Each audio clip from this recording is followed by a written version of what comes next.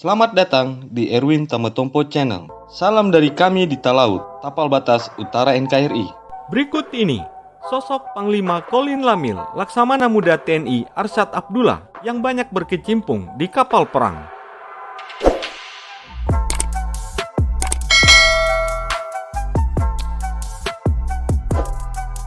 Laksamana Muda TNI Arsyad Abdullah resmi mengemban jabatan sebagai Panglima Komando Lintas Laut Militer atau Kolin Lamil setelah tongkat komando diserahkan dari Laksamana Muda TNI Irfansyah.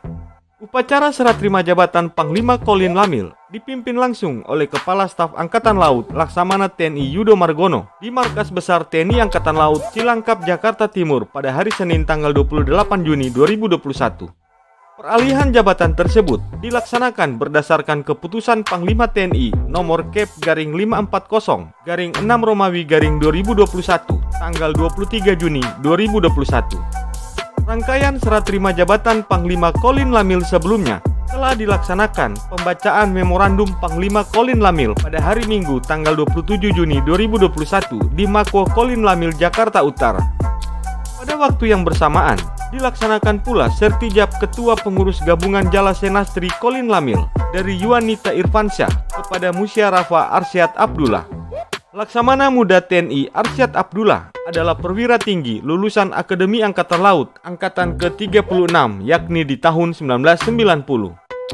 Sejak awal penugasannya, ia banyak berkecimpung di lingkungan kapal perang Komando Armada Republik Indonesia, sebagaimana dikutip dalam keterangan resmi Dinas Penerangan Kolin Lamil pada hari Senin tanggal 26 Juni 2021.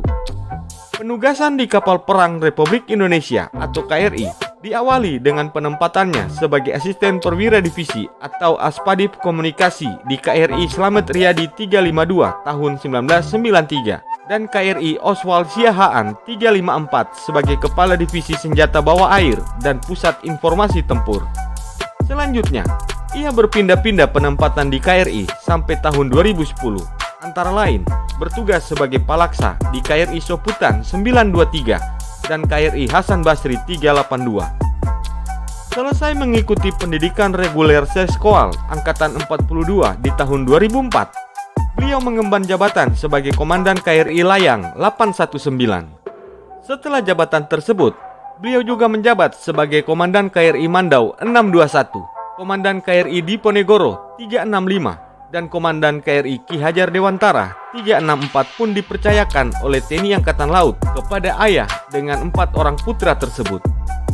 Saat menjabat sebagai Komandan KRI Diponegoro 365 dan berpangkat Letnan Kolonel, dirinya membawa KRI Diponegoro sebagai Naval Maritime Task Force pertama dari Indonesia dalam misi perdamaian PBB di Lebanon pada tahun 2009.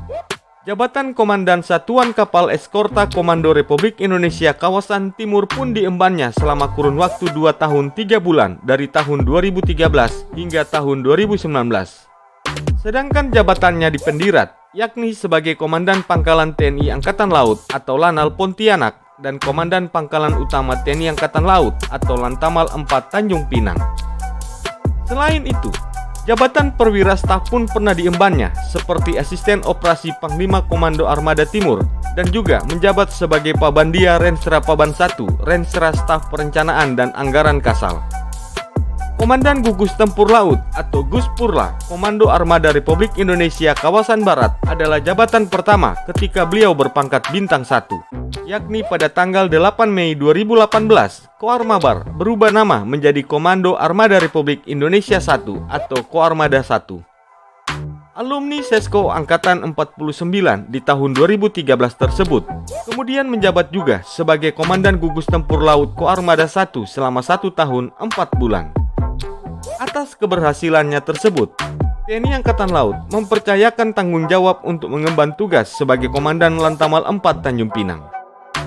Alumni program pendidikan reguler Angkatan 58 Lemhamnas Republik Indonesia tahun 2018 tersebut berhasil mencapai bintang 2-nya saat mengemban jabatan sebagai Kepala Staf Komando Gabungan Wilayah Pertahanan 3 yang bermarkas di Timika, Papua. Selama 30 tahun masa tugasnya di TNI Angkatan Laut, sejumlah penghargaan dari negara telah disandangnya.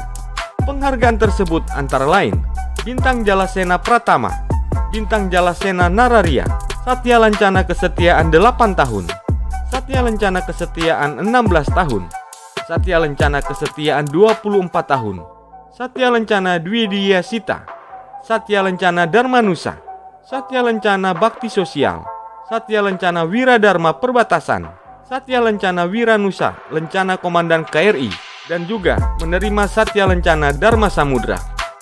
Itulah sosok Panglima Kolin Lamil, yakni Laksamana Muda TNI Arsyad Abdullah yang banyak berkecimpung di kapal perang.